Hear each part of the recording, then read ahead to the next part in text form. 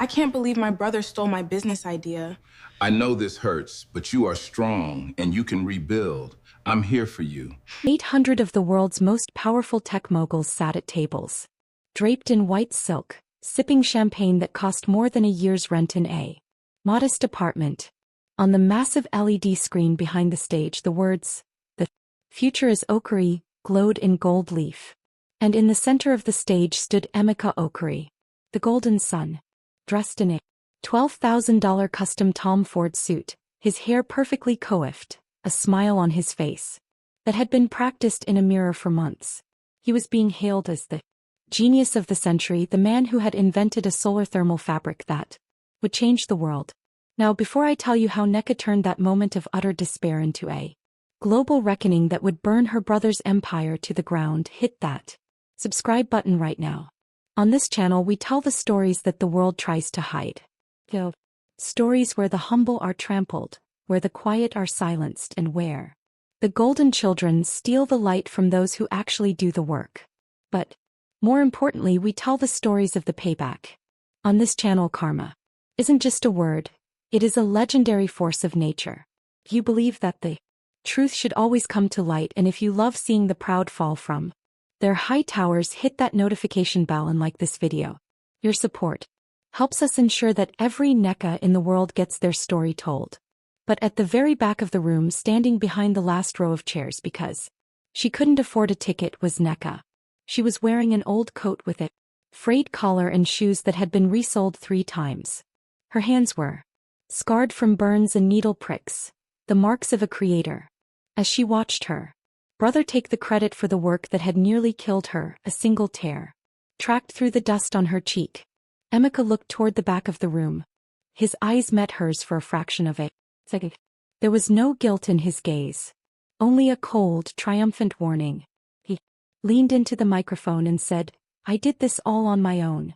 Because in this family, only the sons are born to lead." The room erupted in a standing ovation. Nneka felt the walls closing in. Felt the weight of 25 years of being told she was nothing. Of being told that her brain was only good for village work. Now let us go back to where the theft began. To a small hot garage in Houston. And a father who believed a daughter's only value was the dowry she could bring home. The Okari household in Houston was a place of strict lines and heavy silence. Chief Benson Okari had moved his family from Enugu, Nigeria in the late 90s. With a singular vision, to build a dynasty. He was a man of old-world values. To him, his son Emeka was the prince, the one who would carry the name. His daughter Nneka was the shadow. "Nneka, go bring your brother a soda. He is studying for his business exam."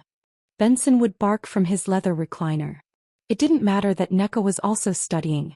It didn't matter that Nneka was at the top of her advanced physics class while Emeka was barely scraping by, spending his nights at parties and his days sleeping in. In Benson's eyes, Nneka's straight A's were a hobby, while Emeka's D- were the growing pains of a future CO. Their mother, Ifeoma, was a quiet woman who saw everything but said little. Sometimes late at night she would go into the garage where Nneka had set up a makeshift lab. She would watch her daughter hunched over a workbench, surrounded by copper wires, chemical beakers, and scraps of discarded fabric. "You have your grandmother's hands," Ifeoma would whisper, touching a piece of cloth that felt strangely warm to the touch. "She could weave stories into baskets. You are weaving the sun into silk." "It's more than silk, Mama," Nneka would say, her eyes bright with exhaustion. "It's a fabric that absorbs heat and converts it into electricity. Imagine a coat that can charge your phone. Imagine a tent that can keep a refugee warm in a desert night without a fire. This is my dream." "Dreams cost money, my daughter," Ifeoma would sigh. "And your father has put all the money into Emeka's new tech startup." That startup was called Okari Global. It had a fancy office in downtown Houston, a fleet of leased luxury cars, and 10 employees who spent most of their time trying to figure out what the company actually did. Emeka was the visionary. He spent his days giving interviews to local business magazines about disrupting the industry, while Nneka spent her days working as a junior alterations specialist at a dry cleaners to buy the chemicals she needed for her research. It happened on a Tuesday. The humidity in Houston was thick enough to breathe. Nneka had finally done it. After 3 years of failures, she had created the Solar Gen prototype. It was a simple scarf, but when wrapped around a thermal sensor, it generated enough power to light up a small LED array. It was a billion-dollar breakthrough. Excitement made her forget the rules. She ran into the main house, the scarf clutched in her hand. Papa, Nneka, you have to see this. The family was gathered for dinner. Coconut rice and fried plantains sat on the table. Emeka was complaining about his latest investor meeting that had gone south because he had nothing to show them but PowerPoint slides. What is this noise, Nneka? Benson asked, scowling. Can you not see your brother is stressed? He is trying to build a future for this family. I have the future right here, Nneka said, her voice trembling with joy. It laid the scarf on the table and connected the small sensor. When the dining room light hit the fabric, the small LED bulbs on the fringe began to glow. The silence that followed was heavy. Emeka's fork paused halfway to his mouth. He wasn't a scientist, but he was a shark. He knew exactly what he was looking. He saw the dollar signs. He saw the fame. You made this? Emeka asked, his voice low. In the garage. It's the solar thermal conversion I was telling you about. Nneka said. Benson leaned forward, his eyes narrowed. A scarf that makes light? What is the use of this for a woman? You should be focusing on finding a husband, not playing with wires. Papa, it's not just light, Nneka insisted. It's energy. It's the answer to everything Emeka has been looking for. Emeka stood up. He walked around the table and picked up the scarf. He felt the texture. He saw the intricate weave of the conductive threads. Nneka is right. Papa, Emeka said, a strange oily smile spreading across his face. This is interesting. Nneka, why don't you leave the prototype and your notes with me? I'll have my engineers look at it. Maybe I can find a way to market it as a small accessory for Oakary Global. Pi notes. Nneka hesitated. Everything is in my journals in the garage. Give them to him, Benson commanded. Finally, you have done something useful. To help your brother. This is what a sister is for. To support the head of the house. Nneka felt a prickle of unease, but she wanted her father's approval more than. She wanted her own name. She brought the journals, 3 years of equations, chemical formulas and weaving patterns, and handed them to Emeka. I'll take care of this, little sister, Emeka said, patting her on the shoulder. Go help Mama with the dishes. Nneka didn't see Emeka for the next 3 days. His car was gone. His phone went straight to voicemail. On the 4th day, Nneka went to the garage to work. She found the door hanging. Her workbench was empty. Every scrap of fabric, every vial of solution, every backup hard drive, gone. She ran into the house, her heart hammering against her ribs. Mama, where's my equipment? Ifeoma looked at her with eyes full of sorrow. Your father had the men from the moving company come this morning. He said you didn't need that clutter anymore. Clutter? Mama, that was my life. Nneka burst into her father's study. Benson was sitting behind his desk looking at a legal document. Papa, where is my work? Where is Emeka? Benson looked up, his expression cold as stone. Emeka is in San Francisco. He is filing the patents for the Oakary thread. He is the lead inventor. He is the one who took your raw ideas and turned them into a real business. Nneka felt the air leave her lungs. Lead inventor? He doesn't even know the difference between a volt and an ampere. I wrote those notes. I did the work. You did the village work, Benson said, slamming his hand on the desk. Emeka is the one with the degree. Emeka is the one with the company. Do you think the world will believe a girl who works at a dry cleaner invented the most advanced fabric in history? Or will they believe the CEO of Oakary Global? I'll tell them the truth, Nneka whispered, her voice cracking. You will tell them nothing, Benson hissed. You will sign this non-disclosure agreement. If you say a word to the press, if you try to embarrass this family, I will disown you. You will have no name, no home, and no family. Carefully, Nneka. Are you a daughter of the Oakary name, or are you a beggar on the street? Nneka looked at her father. She saw the man she had spent her whole life trying to please. She realized then that he didn't want a daughter. He wanted a ghost who could build a pedestal for his son. I am neither, Nneka said, her voice suddenly steady. I am the woman who built the future. And you just gave it to a thief. She didn't sign the paper. She walked out of the house with nothing but the clothes on her back and the backpack she used for work. She heard her father shouting behind her that she was dead to him. She didn't look back. The next 2 years were a blur of cold nights and long shifts. Nneka moved to Atlanta, the furthest place she could reach with the cash in her pocket. Lived in a one-room efficiency apartment where the heater rattled and the walls were paper-thin. She worked 3 jobs. She was a waitress at a diner from 6 a.m. to 2 p.m. She cleaned offices from 4 p.m. to 10 p.m. And on the weekends she took in sewing repairs. Every night she would sit at her tiny kitchen table, her eyes burning with fatigue, and she would write. She couldn't recreate her lab, but she could refine the theory. She had the one thing Emeka didn't have, the knowledge inside her head. Emeka had the patents, but he didn't understand the why. He didn't know that the fabric required a specific molecular cooling phase during the weave, or the thread would become brittle after 6 months. Nneka watched the news. She saw Emeka's face everywhere. The golden son of tech. He had raised $200 million in venture capital. He was on the cover of Wired. He was dating a supermodel. He lived in a penthouse that overlooked the Bay Bridge. He was selling the ochre thread to high-end fashion houses. But Nneka knew the truth. She knew that the samples he was showing were the ones he had stolen from her garage. And she knew that as soon as his factory started mass-producing the fabric, the flaw would reveal itself. He was building a kingdom on a foundation of sand. One evening, while Nneka was cleaning the executive suite of a private equity firm called Asante Holdings, she stayed a little too long. She was looking at a technical journal on a mahogany desk, lost in an article about graphene conductivity. That's a bit advanced for light reading, don't you think? Nneka jumped, dropping her cleaning rag. Standing in the doorway was a man in his late 40s. He wasn't wearing a suit. He wore dark jeans and a plain navy sweater. He had a face that looked like it was carved from dark oak, calm, observant, and deeply intelligent. I'm sorry, Mr. Asante, Nneka said, recognizing the man from the photos on the wall. This was Julian Asante, a billionaire investor known as the Ghost, because he hated the spotlight. Don't be sorry. Be honest, Julian said, walking into the room. Why are you looking at a paper on molecular bonding? Nneka looked at the rag on the floor, then at the man.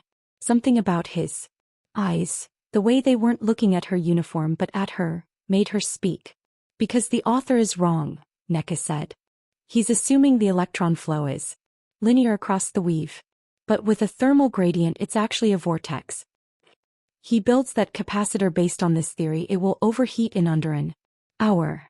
Julian Asante froze. He looked at the journal, then back at Nneka. I've had 3 MIT consultants read that paper today.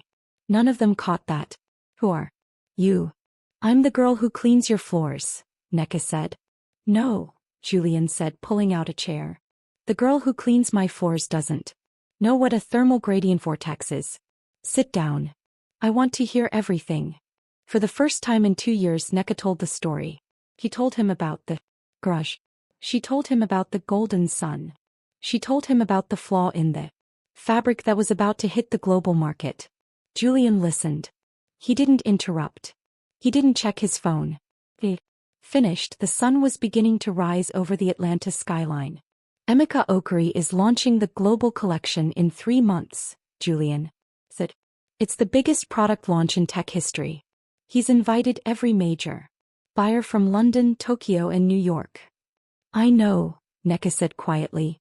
He thinks he's won, Julian smiled. It wasn't a kind smile. It was the smile of a man who loved a fair fight. Nneka, how would you like to open your own lab? Not a garage. A real lab. With a team of 20 engineers who report only to you. Nneka stared at him. Why would you do that? You don't even know me. I know talent, Julian said. And I know a thief when I see one. But mostly I want to be in the front row when the golden sun realizes that he didn't just steal a scarf. He stole a bomb. The next 90 days were a fever dream. Under the umbrella of a shell company created by Julian, Nneka worked 20-hour days. She wasn't just recreating her old work, she was perfecting it. She created Silk 2.0. It was thinner. It was stronger. And most importantly, it was stable. Meanwhile, at Okuri Global, panic was setting in. Nneka's prediction had come true. The mass-produced fabric was failing. The threads were snapping during the industrial weaving process. Emeka's lead engineers were telling him they needed to delay the launch. "We can't delay," Emeka screamed, throwing a crystal decanter against the wall of his San Francisco office. "I've already taken the deposits. The world thinks I'm a genius. If we delay, the stock price craters before we even go public." "But sir, the fabric, it loses its charge after 12 hours. It's a defect in the core formula," the engineer pleaded. "Then fix it." "We can't. We don't have the original research. The notes you gave us they're incomplete. There are pages missing about the cooling phase." Emeka looked at the safe where he kept Nneka's journals. He had torn out the pages he didn't think were important, the pages where Nneka had written her ramblings about the soul of the machine. He had thought it was just girl talk. He had no idea those pages contained the cooling equations. He called his father. "Papa, I need Nneka." "Where is she?" "How should I know?" Benson's voice was gruff over the phone. "She's probably begging on the streets of Houston." "Why do you care?" "I need her to consult on a small detail. Just for a day." "Forget her," Benson said. "You are an Okuri. You don't need a girl's help. Just push the launch. By the time they realize the fabric has a bug, you'll already be a billionaire. You can hire 1,000 engineers to fix it then." Emeka wiped the sweat from his forehead. "You're right, Papa. Images. Everything." The night of the global product launch had finally arrived. The Grand Hyatt in San Francisco was surrounded by a sea of black SUVs and paparazzi. The ballroom was a masterpiece of arrogance. Every chair was covered in a sample of the Okuri thread. The air smelled of expensive lilies and the ozone of high-end electronics.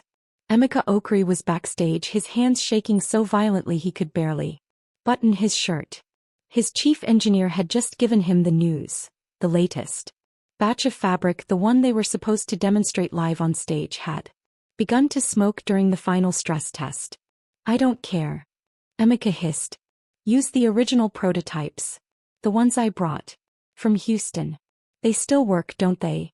"Yes, sir," the engineer said, looking at his feet. "But those are 3 years old. They aren't mass-producible. The investors don't know that." Emeka snapped. "Tonight we just need the theater. We just need the applause." In the front row, Chief Benson Okuri sat like a king on a throne. He was wearing a traditional agbada made of the finest silk, his chest puffed out with pride. He shook hands with senators and tech titans, telling anyone who would listen, "Pai's son is a genius. He has the Okuri blood. This is what happens when you invest in a son." He didn't notice the man sitting 2 seats away from him. Julian Asante, dressed in his usual simple sweater, looked at his watch. He leaned over to Benson. "Quite a night for your family, Chief." Benson beamed. "The greatest night. And who are you?" "Just an observer," Julian said with a thin smile. "I'm here to see the true cost of a dream." Benson frowned, but before he could respond, the lights dimmed. A thunderous beat of traditional African drums mixed with a heavy bass line filled the room. The massive screen flickered to life, showing images of the sun, of weaving looms, and finally of Emeka's face. Emeka stepped onto the stage. The spotlight hit him, and for a moment he felt like a god. The applause was deafening. He began his speech, the one he had rehearsed for months. "The world told me that energy was something you find in the ground," Emeka projected his voice, the perfect image of a visionary. "But I knew the truth. Energy is something you wear. I spent years in a lonely garage sacrificing everything, ignoring the doubters, even members of my own family who said I was wasting my time. I built this. I am the sole inventor of the Solar Gen fabric." Backstage, Nneka stood in the shadows. She was wearing a gown she had made herself, not from the stolen fabric but from Silk 2.0. glowed with a soft, ethereal light that seemed to come from within the fibers themselves. Beside her, a team of legal representatives and a tech forensic expert stood. Ready. And now, Emeka cried, the demonstration. 2 models walked onto the stage wearing jackets made of the fabric. They plugged their phones into the sleeves. On the screen, a charging icon appeared. The crowd gasped. It worked. Emeka looked at the investors, his eyes gleaming, with the thought of the billions about to hit his bank account. But, Emeka continued, his voice dripping with false humility, greatness cannot be contained. I have decided that Okuri Global will not just sell fabric. We will own the light. And to the person who doubted me most, my own sister who is probably watching this from some kitchen somewhere, I say, look at me now. That was the cue. Suddenly, the charging icons on the screen turned red. A low, pulsing alarm began to sound from the speakers. The phones in the model's hands began to vibrate. What is this? Emeka stammered, looking backstage. Turn it off. The screen behind him flickered. The images of Emeka's face disappeared. In their place, a video began to play. It was grainy security camera footage from a garage in Houston dated 3 years ago. It showed Nneka, younger, tired, but brilliant, explaining the vortex theory to a camera. It showed her weaving the very prototype Emeka was holding on stage. The room went dead silent. The only sound was the voice of Nneka from 3 years ago. If the molecular cooling phase isn't timed to the millisecond, the circuit will overload. Only I know the code to stabilize it. Emeka's face turned the color of ash. He looked at the models. The jackets they were wearing were beginning to hiss. The golden sun backed away nearly, tripping over his own feet. This is a mistake. Emeka shouted. A hack. Someone is trying to sabotage me. It's not a hack, Emeka. It's a correction. The voice came from the back of the room. Nneka walked down the center aisle. She didn't look like the girl from the garage. She looked like a queen who had come to reclaim a stolen crown. As she passed her father, Benson stood up, his face contorted in rage. Nneka, what are you doing? Sit down. You are embarrassing your brother. Nneka didn't even look at him. She walked straight to the stage. Julian Asante stood up and followed her, acting as her silent, powerful shield. She stepped onto the stage and took the microphone from her brother's limp hand. She looked out at the 800 people in the room. My name is Nneka Okuri, she said, her voice echoing with a calm authority that made the room vibrate. I am the founder and CEO of Aura Technologies. And the fabric you see failing on this stage today is a stolen, broken version of my life's work. You have no proof. Emeka screamed, his voice cracking. I have the patents. Have the paperwork. You have a signature on a piece of paper, Nneka said, turning to him. But you don't have the soul of the invention. You stole my journals, but you couldn't steal my mind. She turned back to the audience. Every piece of Okuri thread in this room contains a digital signature hidden in the weave. It is a microscopic pattern that spells out one name, Nneka. If my tech expert presses one button, every genuine piece of my technology will reveal that name under a UV light. Julian Asante stepped forward. And as the primary investor in Aura Technologies, I have already filed a federal injunction. Okuri Global is under investigation for intellectual property theft, fraud, and corporate espionage. Emeka, your company's assets were frozen 10 minutes ago. The ballroom erupted into chaos. Investors were screaming. The supermodel girlfriend walked off the stage. Benson Okuri pushed his way to the front, pointing a shaking finger at Nneka. How dare you, he roared. You are a girl. You have destroyed your brother's life. You have destroyed our family name. Nneka looked down at her father. For the first time in her life she felt no fear. He felt only pity. You destroyed this family the moment you decided a daughter's brain was worth less than a son's ego, Nneka said. Emeka didn't build this name. He used it as a shroud to hide his laziness. You didn't want a dynasty, Papa. You wanted a puppet. While the strings are cut. The fall was legendary. Within a week, Okuri Global filed for bankruptcy. The $200 million in venture capital was clawed back by the investors. Emeka was arrested for wire fraud and misrepresenting his prototypes to the SEC. He tried to call Nneka 6 times from his lawyer's office, begging her to drop the charges for the sake of the family. She never picked up. Julian's assistant sent a single-sentence reply. Okri does not negotiate with village work thieves. Benson Okri's mansion in Houston was seized. The man who had spent his life obsessing over status ended up living in a small one-bedroom rental paid for by his wife's secret savings. Ifioma finally found her voice. She left Benson 2 months later, moving into a beautiful guest house on Nneka's new estate. Nneka didn't just win, she revolutionized the world. Orisilk 2.0 became the standard for renewable energy. She didn't sell it to luxury fashion houses, she partnered with NGOs to create self-heating clothing for people in the coldest regions of the world. She was the one on the cover of Forbes. She was the one who was invited to speak at the UN. 1 year after the launch, Nneka stood in her new lab, a 50,000 square foot facility in Atlanta.